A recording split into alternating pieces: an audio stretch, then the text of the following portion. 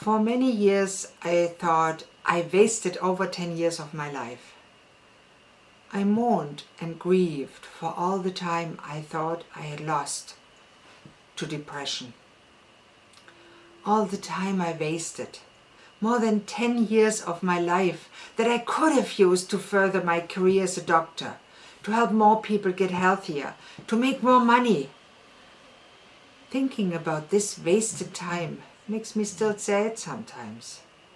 Can you relate to this? Is there a time in your life where you were stuck in darkness, sadness, strife and struggle? Or maybe you're still there, suffering in silence, with no or not much support from loving and sympathetic human beings? If you are, I understand. And I want to encourage you to keep watching, and here's why.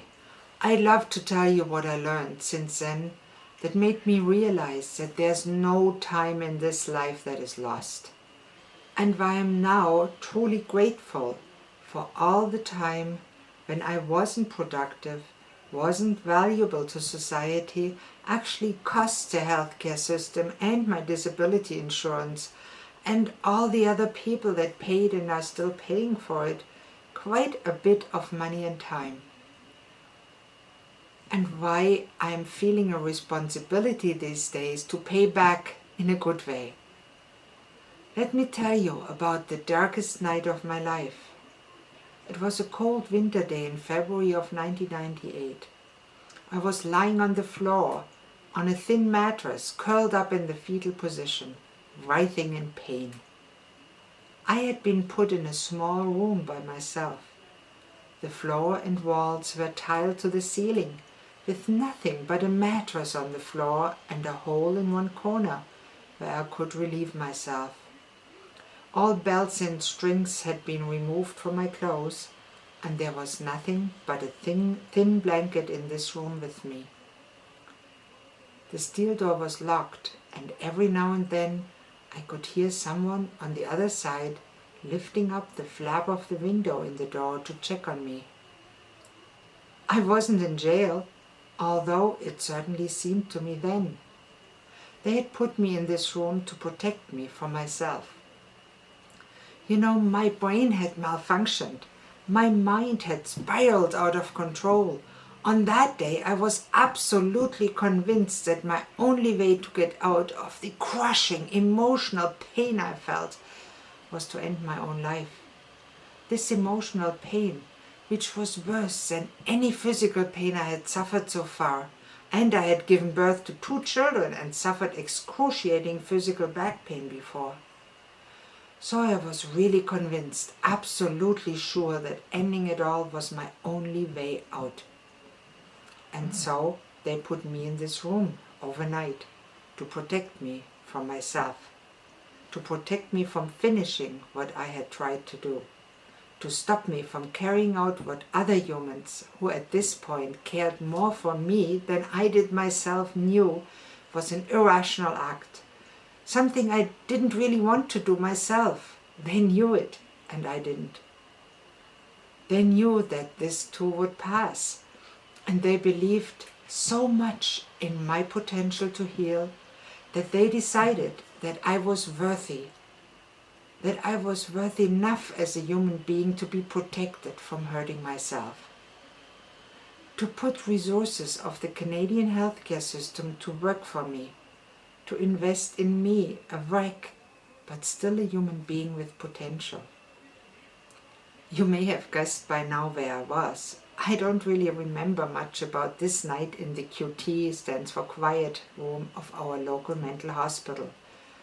I do remember, though, very clearly the agonizing emotional pain, the utter desperation I felt, and the deep embarrassment of being robbed of all my human dignity. And today, I'm deeply grateful for the doctors in the emergency room, for the psychiatrists and psychiatric nurses who recognized that I had potential for the future, who saw something in me at that time that I couldn't see myself, and who cared enough to protect me from myself so I could see another day and have another chance of living a good life and fulfilling my purpose. I'm also very grateful for the other wonderful patients who shared the locked inpatient ward in these psychiatric hospitals with me, who treated me like one of them, which I was, just another suffering human being. In this ward, I was no longer the doctor, the role model, the person who had it all together, the person who thought she had to be perfect to be worthy. I just was another suffering human among many, using the same washroom with saloon doors without locks. We were all wandering the same dimly lit hallways at night, up and down, driven by the unrest of an unsteady and unhappy mind. We were taking turns looking out of the small barred window at the end of the hallway, overlooking Halifax Harbour, seeing the ships sail in and out, thinking about, if I was thinking about anything at all, how I was no longer part of this normal world.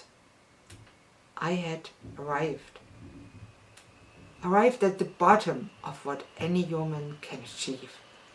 Involuntary confinement to a psychiatric hospital, taking away a person's basic human rights and freedoms, is only legal to protect others or the person themselves. At that time, I was truly a mortal danger to myself. These days, I'm still very, very grateful for the people who during these dark days protected me from taking the life of my teenage boy's mom, my future husband's wife, I didn't know him then yet, my parents' daughter, my brother's sister, and maybe even from taking your opportunity away of meeting me in person someday, and from you reading this today. You know, this time, over 23 years ago, marked a milestone in my life. It started a completely new career, very different from the profession of the doctor and naturopath I had before. Descending into the depth of human suffering myself, not just writhing and sobbing in physical pain, but in the deepest emotional pain possible.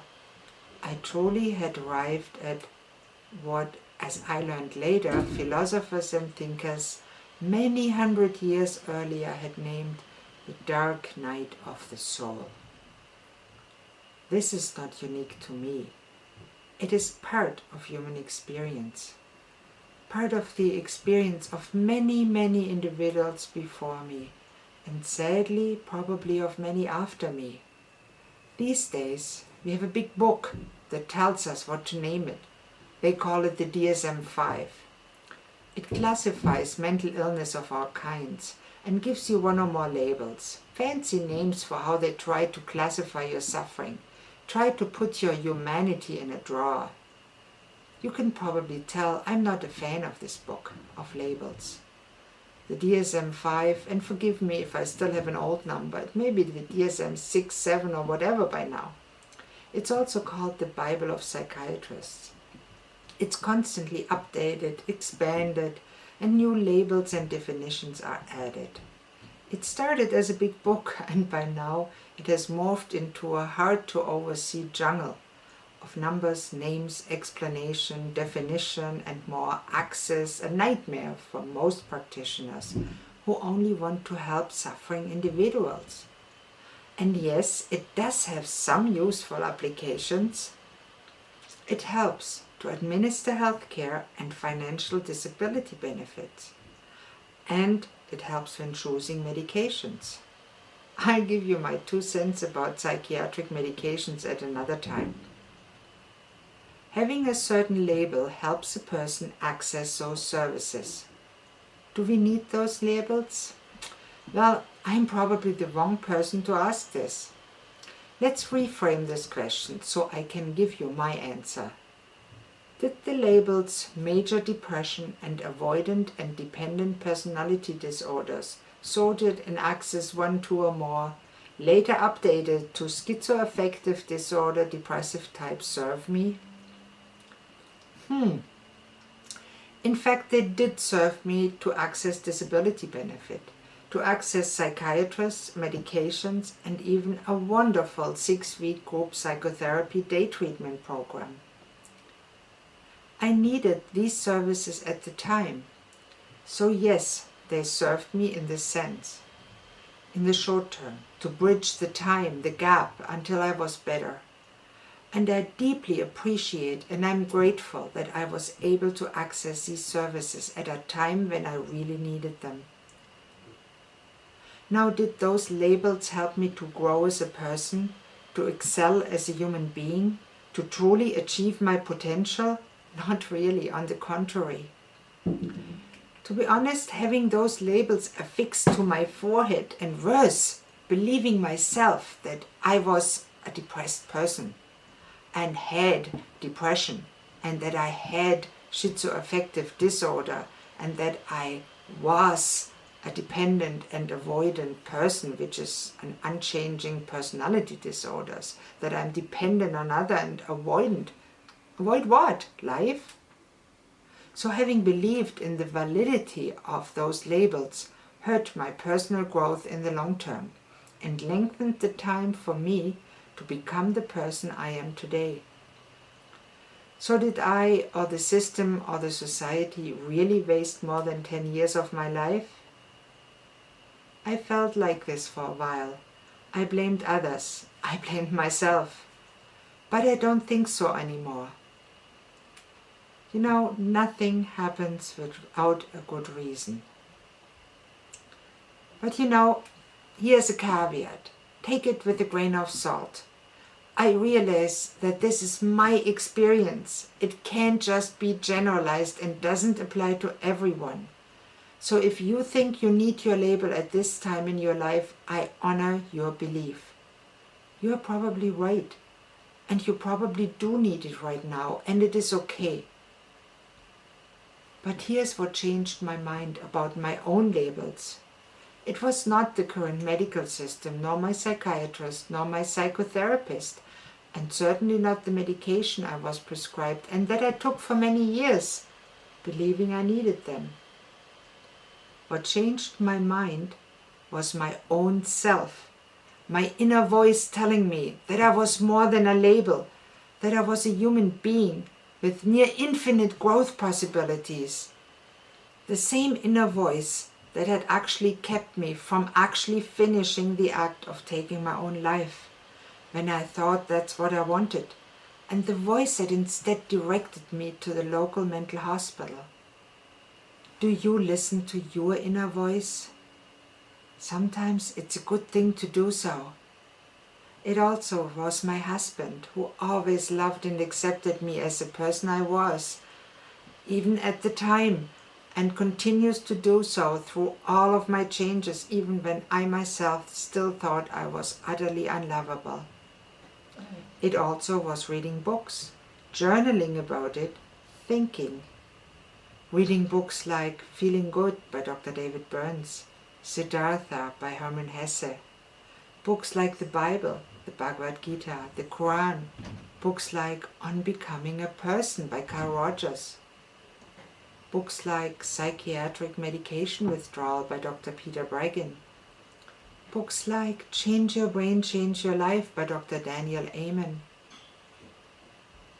books like Man's Search for Meaning by Viktor Frankl, and many more. And slowly, over time, I reconnected with life. It's a process. It takes time. In short, over the next years, I reinvented myself again. I evaluated my situation and I took action. I changed things in my life, outer and inner. Becoming better at it over time, becoming more and more strategic. I changed things about my nutrition, added targeted nutritional supplements, added physical movement, although I hate exercise. I learned how to love it. Changed things about my lifestyle, worked diligently to change my thought patterns from mostly negative to realistic. And I'm not a fan of just positive thinking. I worked on improving my social skills and daily interactions with others. I changed habits. I found meaning and purpose. And then I took targeted action from there. First small, tiny, baby steps, then bigger, faster. I learned to run. In fact, I have to hold myself back now sometimes to not to run too fast. These are all things that I now teach my clients in my Recover Your Sparkle and Brain and Success programs, and that I help others to implement in their life. Things I talk about in my recent TEDx talk on stage and on my videos. Things I talk about on the BLU talk stage. BLU stands for Business Life Universe, invented by my friend Corey Poirier. And things I talk about in my best-selling books on Amazon.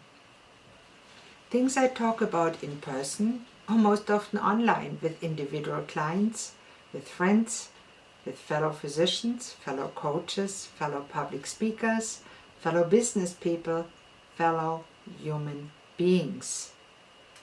People have told me sometimes that I inspire them to change, to grow, to be their best self, that I am able to help them to find their way, to climb their mountains of life. I'm so humbled, really. I'm no better or worse than any of you. I'm no more special than any of my clients. And I feel deeply honored to meet other suffering individuals where they are in my current work as a coach. People who are going through their dark night of the soul. And I'm also deeply grateful to have the opportunity to sometimes even make a positive difference in someone else's life. I consider it a meaningful responsibility to be part of other people's life stories. I meet others for a reason, and it's no coincidence that you are reading or watching this now. To be here for others is truly my passion and purpose. This is what gets me up every morning, excited and curious to start a new day. I can't wait to hold the mirror of their possibilities to somebody else. I treasure caring for people, having experienced myself what it means to be cared for by others. And yes, I do feel inspired. The word inspired means literally in breath, in spirit. And this is truly how I feel. Grateful to be a connector, a conduit. A connector between life on this earth, between the mysterious human mind housed in a miraculous physical form called our brain and body, and the even more mysterious and truly unknowable universe out there. Whatever name you choose for this spiritual entity. Some call it God, Allah, Yahweh, Mother Earth, the universe, the Akashic field, the energy field, and there are probably many other names or labels for this higher intelligence that can lead us and give us energy and guidance if we believe in it. And statistics show that 80% of people believe in some form of higher power, even if my dog barks like crazy right now. He's truly inspired too. Oh my God, my dog. For the first 38 years, I was part of the other 20%, put off by traditional religion as I got to know it growing up.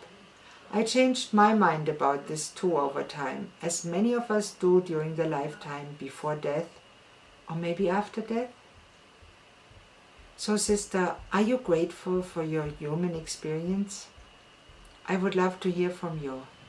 Reply to this video, comment below, or email me and book a free call and let's talk about it.